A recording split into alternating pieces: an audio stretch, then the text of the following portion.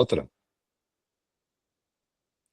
Buenos días, bienvenidos una vez más a nuestro podcast con el doctor Francisco Zuluaga, el podcast de Healthy Gateway.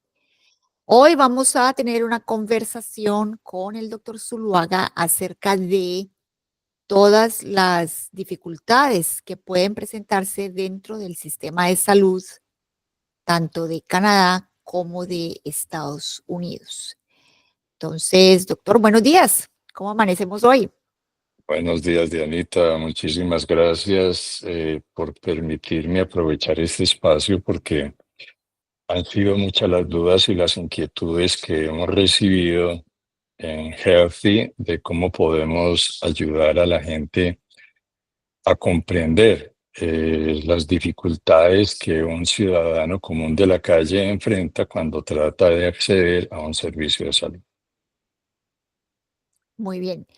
Entonces, empecemos por la pregunta, pues, la inicial. ¿Qué son esos inconvenientes que sienten los pacientes cuando están navegando el sistema de salud en Estados Unidos y en Canadá? ¿Qué es lo que usted ha Oh, percibido durante este tiempo que hemos estado ya trabajando aquí en Healthy Gateway por los pacientes? Hay dos perspectivas, una es Canadá y otra es Estados Unidos. Canadá durante mucho tiempo y aún hoy tiene la imagen de ser un sistema de salud universal ideal. Todo el Correcto. mundo tiene acceso, todo está cubierto, los medicamentos están cubiertos, etcétera. El sistema de atención básica primaria funciona con oportunidad. La gente puede acceder a su médico de atención primaria. El médico de atención primaria puede solicitar exámenes de laboratorio, exámenes de imagenología y finalmente la remisión a un especialista o a un centro especializado de acuerdo a la sospecha que tenga o lo que le muestren los exámenes. Ahí es el problema del sistema de salud canadiense. El asunto es que esa demanda ha sido exponencial en el transcurso de los últimos años, mientras que la oferta de médicos especializados o de camas hospitalarias no ha crecido con la misma celeridad. ¿Esto a qué lleva? A una alteración en la ecuación en donde hay más demanda que posibilidad de acceso a recursos disponibles. Eso es verdad. ¿Eso en qué se traduce para la gente? En tiempos de espera. Tiempos de espera que no evolucionan de una manera gradual. No es que hablemos que este año fue de una semana, el año entrante es 2 semanas, el siguiente año 3 semanas, sino que el comportamiento que hemos visto en Canadá es evolución en ciertas áreas de los servicios especializados o de los hospitales especializados que se mueven entre 100 y más de 500 días, porque no hay el recurso. No es que el Estado no tenga la voluntad o la legislación no lo permita, sino que hay dos grandes inconvenientes. Uno, los recursos financieros, porque la necesidad económica está en constante crecimiento por la demanda incremental de los servicios, sino también porque no tienen dónde prestarlos para tanta gente que los pide.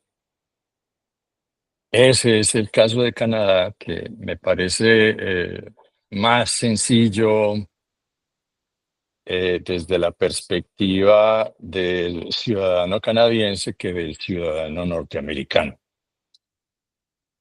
A Healthy Gateway, obviamente, a ese ciudadano canadiense preocupado por los tiempos de espera, le puede generar una serie de alternativas que le permitan subsanar esos tiempos de espera y acceder a diagnósticos oportunos y a terapias adecuadas. Correcto. Los aseguradores privados en Canadá fueron una novedad cuando aparecieron, pero siendo aseguradores privados hay que tener en cuenta que son empresas con ánimo de lucro, no con ánimo de quiebra.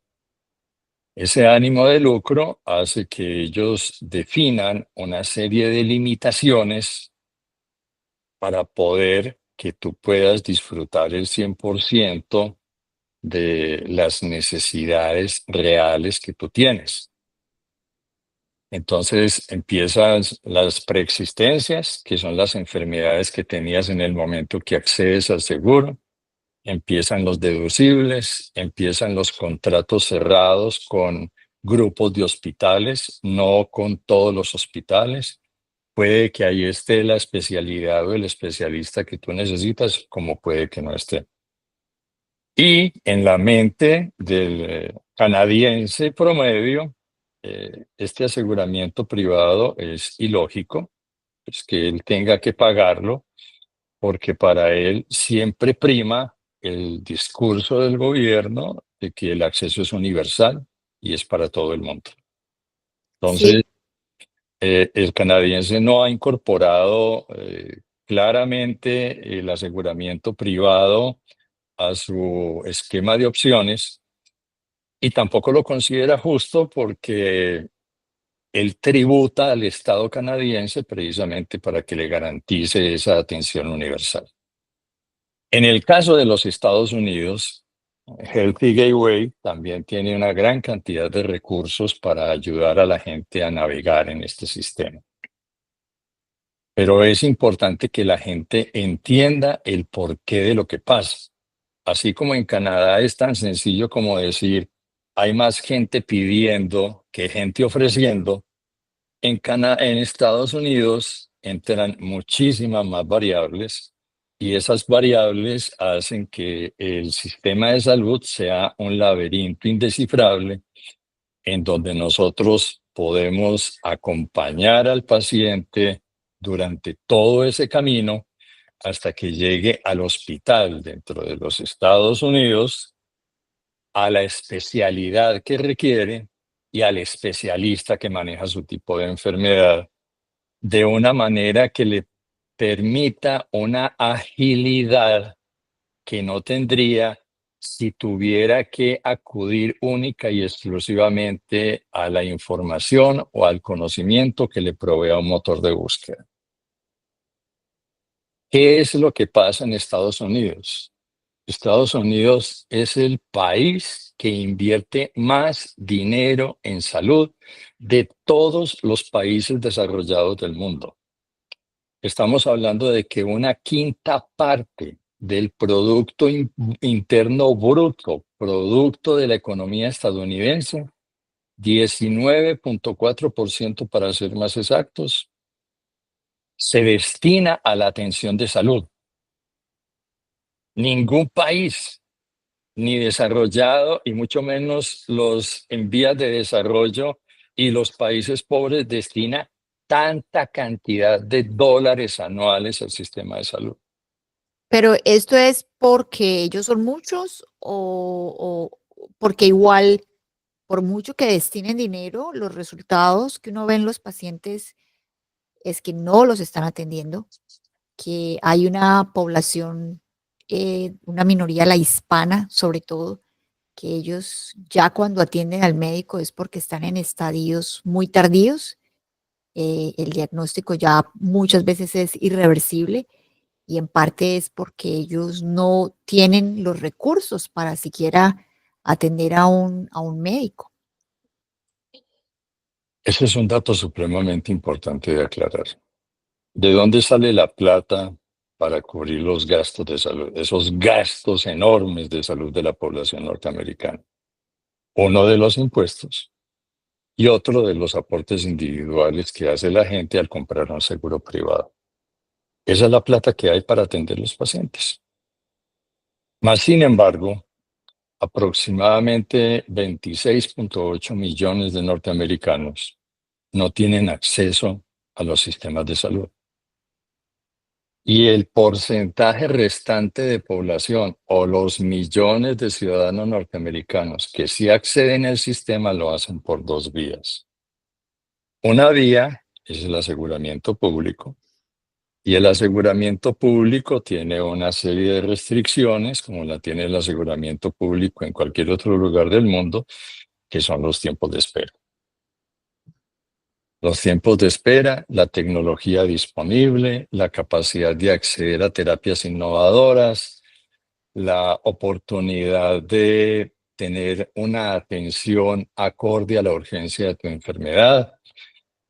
Y simplemente el sistema lo que hace es, si es una emergencia, digite numeral 911. O sea, esa es la única orientación que recibe el paciente cuando trata de comunicarse y decir, bueno, ¿qué voy a hacer?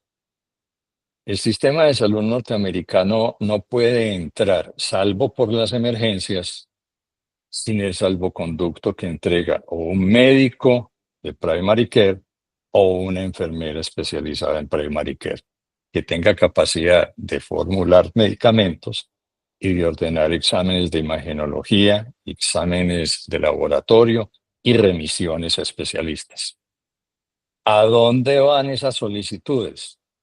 A los aseguradores públicos que tú tengas asignados.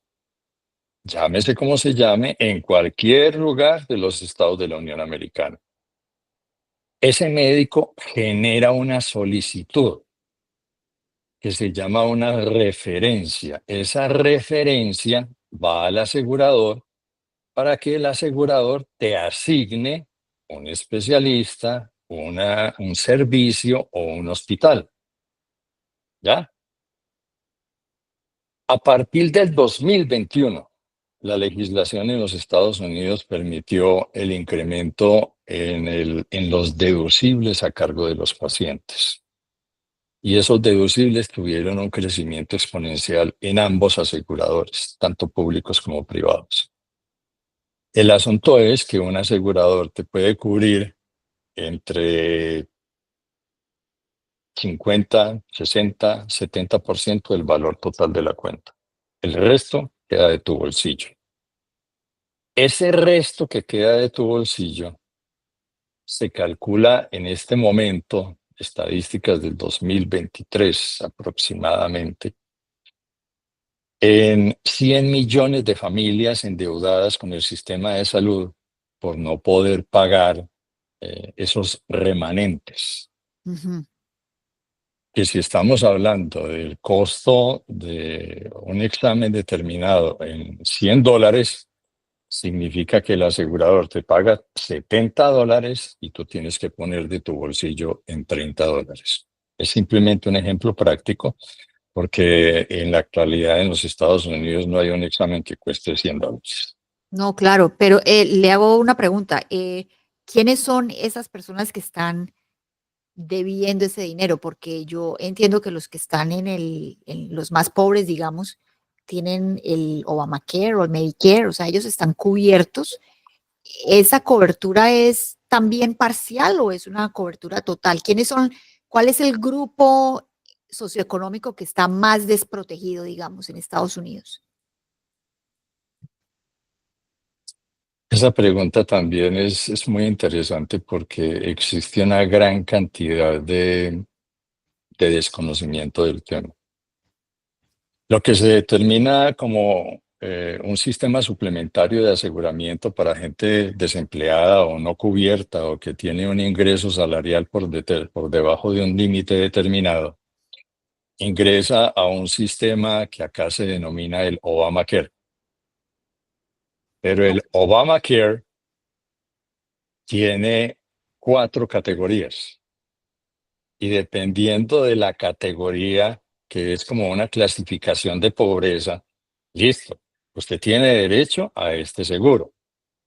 Pero dentro de esa pobreza, usted puede ganarse entre 1, 1,000 o 2,000 dólares al mes. Dependiendo de eso, el Obamacare lo estratifica en base a un sistema de metales. Entonces, usted puede tener un sistema de aseguramiento público que sea plata, oro, platino, etcétera.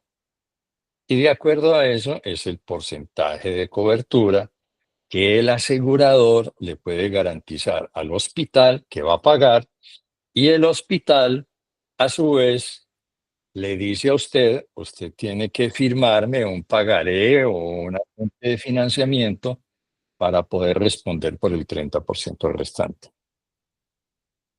¿Qué pasa con esto? Si yo digo, para mí no es suficiente ese sistema de ayuda suplementario y compro un seguro privado, si yo no estoy en el seguro privado desde una época en la cual yo estuviera completamente sano y ya compro el seguro teniendo algún tipo de enfermedad, algún tipo de defecto, algún tipo de secuela, algún tipo de cualquier cosa previa que pueda desencadenar cosas más graves hacia adelante, el asegurador privado tiene dos opciones. O simplemente te dice, no te puedo asegurar, o te dice, renuncia a las preexistencias, que es como se les llama a estas enfermedades previas antes de comprar el seguro, o te dice, te tengo que subir mucho el valor del mensual de la póliza que vas a comprar para poder que yo como asegurador me cubra de los riesgos que tú significas. Riesgos que son cuantificables en miles de dólares. O sea, si tú eres un hipertenso diabético lleno de colesterol, que es un grueso de la población, pues entonces la posibilidad de que te hagan una intervención cardíaca es muy alta. ¿Cuáles son esas preexistencias? Volvamos a eso. Además de la hipertensión, diabetes, ¿cuáles pueden ser otras preexistencias que el seguro diga, renuncia a eso o no lo cubro o le aumento el valor mensual? Alteraciones en la consolidación de fracturas, alteraciones o enfermedades genéticas, cualquier cosa que hayas adquirido en el transcurso de vida previo a la compra del seguro es una preexistencia. Cualquiera. Todos tenemos preexistencias, entonces. Todos tenemos preexistencias. Y el asegurador, a partir del 2021, se volvió cada vez más agresivo en el cobro de esas pólizas y más detallista en el análisis de cada caso individual. ¿Por qué? Porque a pesar de que los Estados Unidos invierte una quinta parte del Producto Interno Bruto, que si no es el primero, es uno de los primeros en el mundo en destinar semejante cantidad de billones o trillones de dólares, el sistema de salud en los Estados Unidos está en el lugar 33. ¿Qué ¿Cómo así? significa que está en el lugar 33 dentro de los seguros sociales en el mundo? Que la población está más enferma a pesar de toda esa millonada que invierte el Estado y que la expectativa de vida al nacer de cada nuevo bebé norteamericano es menor que la de otros países. Al menos 32 países tienen mejores indicadores que los Estados Unidos. Correcto. Y también adicional a eso, pues se podría agregar el tema de la corrupción en los seguros. No hace mucho hubo un escándalo a principio de este año, donde hubo un director de una institución de seguro que lo asesinaron y parte de eso es porque ellos no recibían, tengo entendido, puedo estar muy bien equivocada, que ellos no aceptaban el tratamiento de pacientes, incluso de bebés, porque no los querían cubrir o cubrían solamente una parte. El tema del aseguramiento privado tiene múltiples aristas. El asegurador privado tiene completa libertad, de acuerdo al riesgo financiero, aceptar o no aceptar un comprador de póliza. No tiene la obligación. Pero cuando decide brindarte ese servicio, Tiene que honrarlo. tiene la autonomía de hacer dos cosas. Usted es una persona de muy alto riesgo, yo le voy a cobrar por esa póliza $1,000 mensuales. Y además de eso, le voy a colocar un deducible entre 5, 10,000, $15,000 anuales no acumulables que van a salir de su bolsillo cada vez que vaya a un hospital, a un examen, a una intervención quirúrgica, a donde un especialista va a reclamar un medicamento. Por esa plata, yo le doy la vuelta al mundo, me hago los exámenes en cada uno de esos países y vuelvo. ¿Qué es el dorado detrás de toda esta situación tan compleja? Que me atrevería a decir, ningún país en el mundo tiene tanta innovación y tecnología tan avanzada como los Estados Unidos. Hay dos situaciones que son claramente un problema significativo para la población. Uno dice, hay 100 millones de familias que le deben al sistema de salud. ¿Por qué? Porque estas deudas, o sea, si yo quedo debiéndole $100,000 al sistema de salud por una intervención quirúrgica, eso está por encima del ingreso anual de un alto porcentaje de la clase media norteamericana. Y mucho más en el sur de los Estados Unidos que en el norte de los Estados Unidos, y mucho más en el centro de los Estados Unidos que en las costas de los Estados Unidos. Es imposible de pagar. No es que no quieran pagar, es que no producen el dinero suficiente para pagar. ¿Qué pasó en el transcurso de las últimas 2 décadas? Que las políticas y las decisiones legales empezaron a apoyar más a los hospitales. ¿Por qué? Porque esas deudas se consideraban impagables. Entonces el hospital dijo, yo me voy a quebrar. El hospital acude al Congreso y el Congreso, a través de la rama legislativa, le dice, bueno, vamos a promulgar una serie de leyes en donde el hospital pueda ejecutar la deuda. ¿Qué significa ejecutar la deuda? Primero, un castigo a la clasificación de riesgo, que aquí se llama un score FICO. Un bajo FICO te saca del sistema financiero porque no te da oportunidades de financiarte con nadie, porque estás clasificado como alguien que no puede devolver lo que se le presta, en términos llanos y sencillos. La segunda parte es una ejecución legal de incumplimiento de un contrato previo de pago. La tercera es un embargo de tus cuentas. La cuarta es una subasta de tus propiedades. Y la quinta, aunque desconozco si se ha puesto en práctica o no se ha puesto en práctica, es que tú puedes llegar a ser penalizado por el incumplimiento de esa deuda. Usted dice que la quinta sabe que no sabe si la han puesto en práctica, pero entonces hasta las primeras cuatro, eso es algo que sí efectivamente sucede, no es que olviden la cuenta y ya la dan por muerta.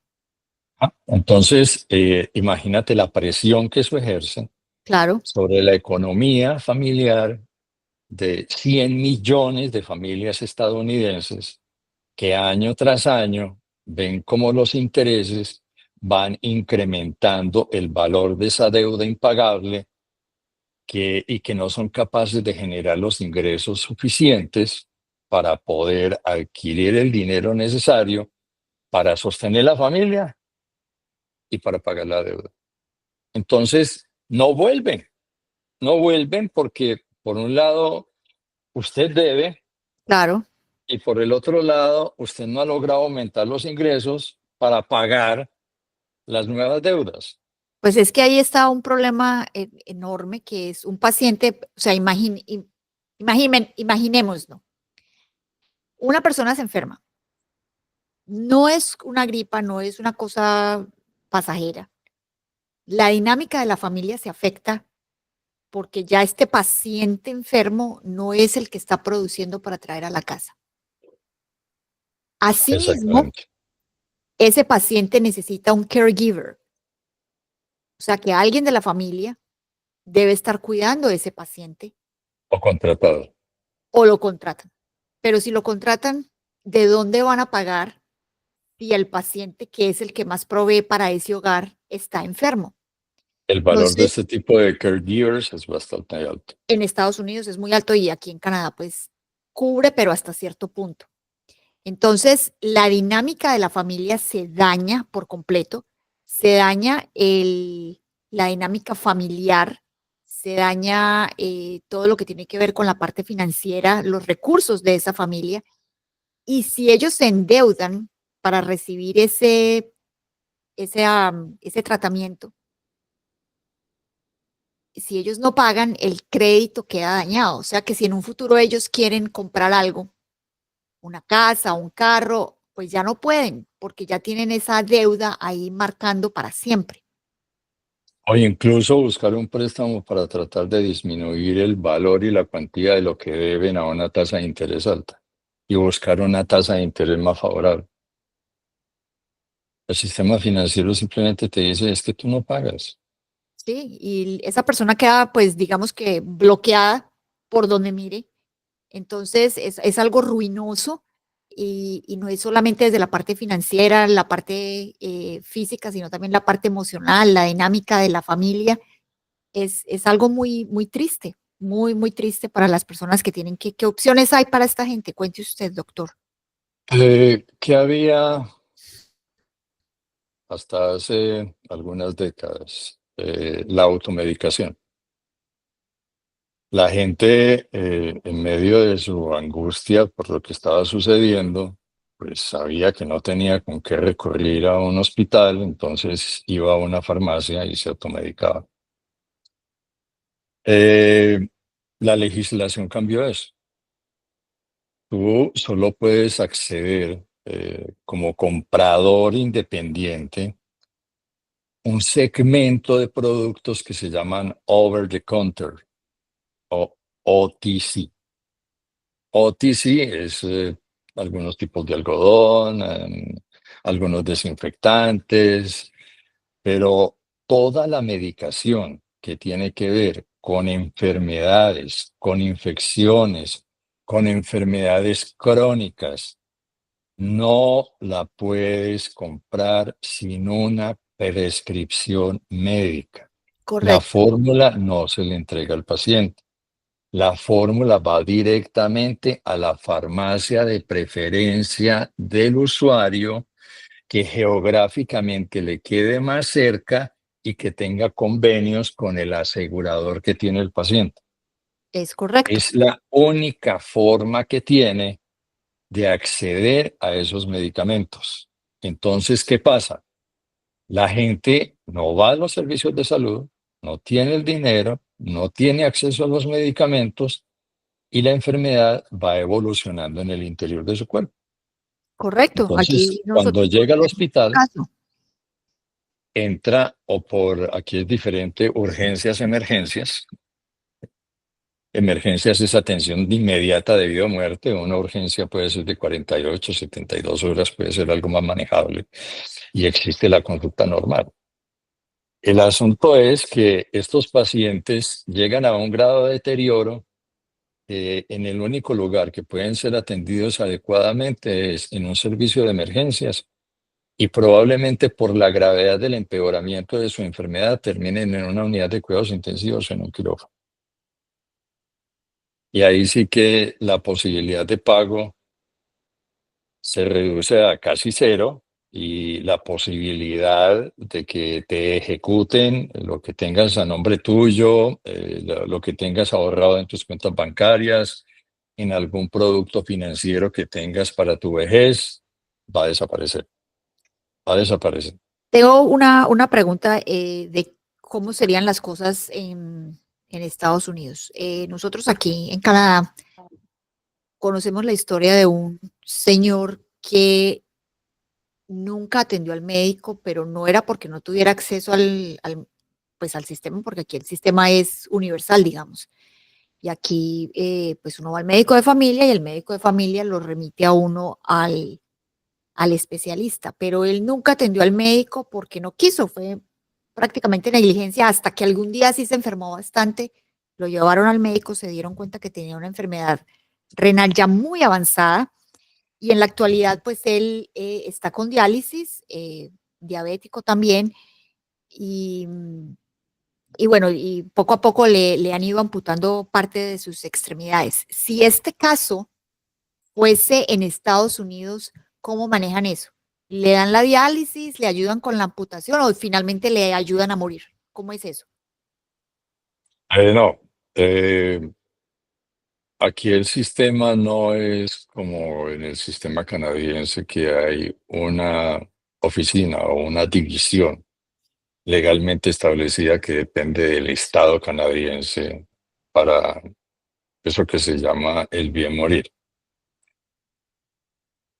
¿Cuál es la situación acá? La situación acá es que el impacto que tiene el problema financiero del sistema de salud hace que la expectativa de vida al nacer sea menor. Y es menor por eso, porque la gente se enferma, no hay acceso a una medicina preventiva, sino a una medicina curativa. Hace varios años hubo una historia muy triste que demuestra la realidad del sistema de salud.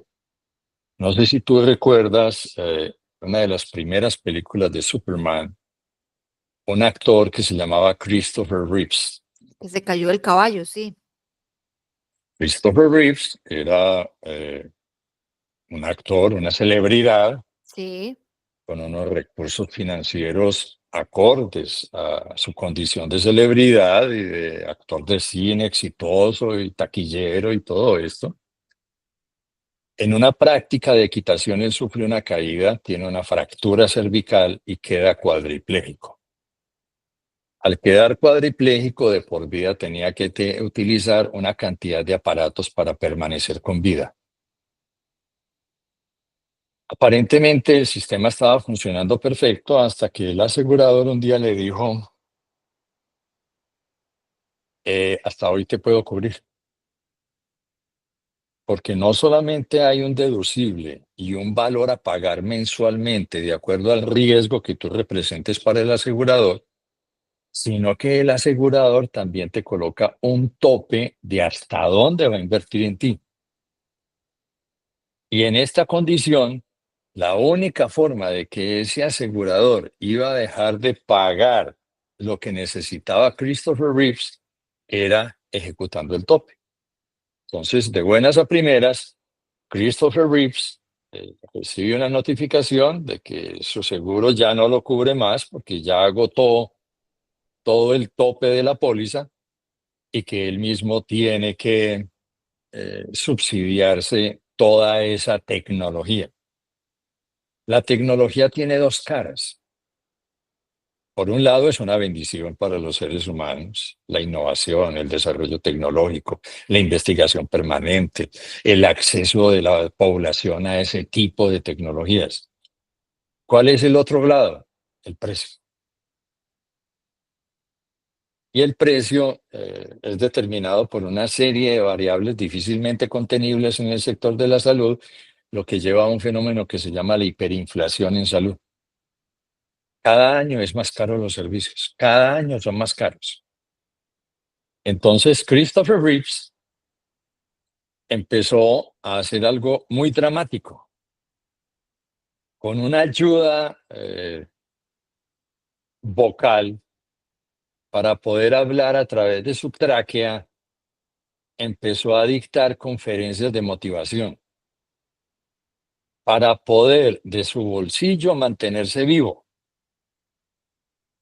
Healthy Gateway, con la experiencia que tiene la posibilidad de acompañar a los pacientes a entender hasta dónde llegan sus posibilidades, hasta dónde debe ajustar su presupuesto y cuáles son las alternativas de acuerdo a su diagnóstico o sospecha diagnóstica para poder ubicar la institución de salud que, cumpliendo todos los criterios de excelencia y calidad, le pueda prestar un servicio a tiempo, acorde con su presupuesto, e incluso le podemos ayudar a encontrar fuentes de financiamiento para que no quede golpeada su economía personal ni su clasificación de riesgo financiero, en donde usted pueda programar préstamos a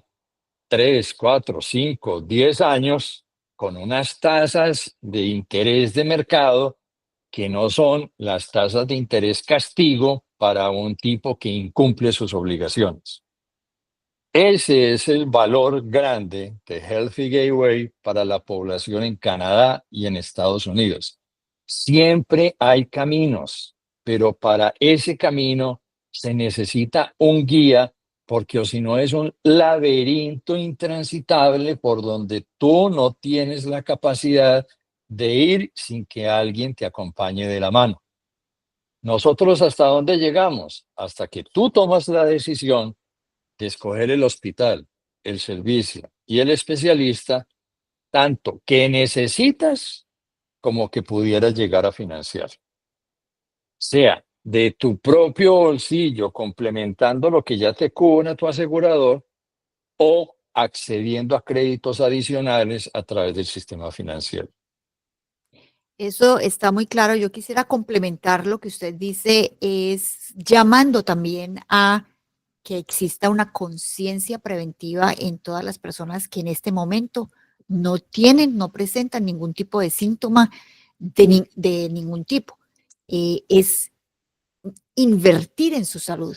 Y esa inversión puede ser tan fácil como hacerse un chequeo ejecutivo que se llama en español, pero es un check-up donde usted puede, por una fracción de lo que le costaría hacerse este tratamiento, se lo puede hacer también en Latinoamérica, en cualquier día de vacaciones que pueda estar en cualquier país de Latinoamérica, y eso le sirve para entender cómo está su salud y cómo tomar decisiones preventivas para que no tenga que llegar a extremos como los que hemos mencionado aquí con anterioridad. Obviamente, si ese momento llega, pues en Healthy Gateway estamos para acompañarle en ese proceso, pero también queremos como educar y enseñarle la costumbre, la sana costumbre a a las personas en general, potenciales pacientes, si bien lo quiere llamar así, para que ejerzan sobre sí mismos un trato considerado y responsable con su salud, porque es que el responsable de la salud de cada quien es cada persona. No es un sistema que sea universal como en Canadá, o el insurance policy que pueda tener cada quien, como es el caso de Estados Unidos. Yo quisiera dejar dos reflexiones para terminar. La primera, Healthy Gateway es una institución completamente imparcial a tu servicio. Te ofrece el acompañamiento, te ofrece el conocimiento, te ofrece alternativas para que no te sientas arrinconado en un momento de tu vida. Y la segunda reflexión es que yo comprendo plenamente las necesidades de la gente en una economía como esta, de tanto dinamismo, de tanto crecimiento, de una economía que es líder mundial. Y sé lo difícil que es para cualquier persona tomar la decisión de invertir 2 o 3 horas en ir a buscar un médico de atención primaria, y que ese médico de atención primaria le haga una serie de análisis de acuerdo a una sintomatología que tú puedes decir, esto es irrelevante, ojalá que sí, pero si no lo es, que se tomen las decisiones a tiempo. Convéncete de una vez por todas que esas 3 horas van a significar años de productividad para ti y para la estabilidad económica y financiera de tu familia. Por muy comprometido que estés, por muy complejo que sea obtener una autorización para ese desplazamiento, busca el camino para lograrlo, porque no tienes ninguna entrada diferente al gatekeeper, que es la enfermera y el médico de atención primaria, que las salas de emergencias cuando te estás muriendo. Entonces, por favor, nosotros estamos aquí también para facilitarte ese proceso, de que con el mínimo impacto laboral tú puedas tener una visión general de en qué condición te encuentras y cuáles son las decisiones y acciones que tienes que asumir como responsabilidad propia para evitar que las cosas avancen o mantenerte saludable como estás. Muchas gracias, Dianita, y espero que para la audiencia en general, a pesar de que no sean temas fáciles, he tratado de utilizar un lenguaje que, si bien no alcanzo a ser tan llano e incluyo de manera desafortunada algunos tecnicismos, pues sí espero que motive a la gente a confiar en organizaciones como nosotros, que tenemos el conocimiento y la experiencia y que los podemos acompañar en esa difícil transición. Muy bien, doctor, muchas gracias por la explicación de hoy y nos vemos en una próxima ocasión. Hasta luego. Un abrazo y un abrazo para toda nuestra audiencia. Abrazo.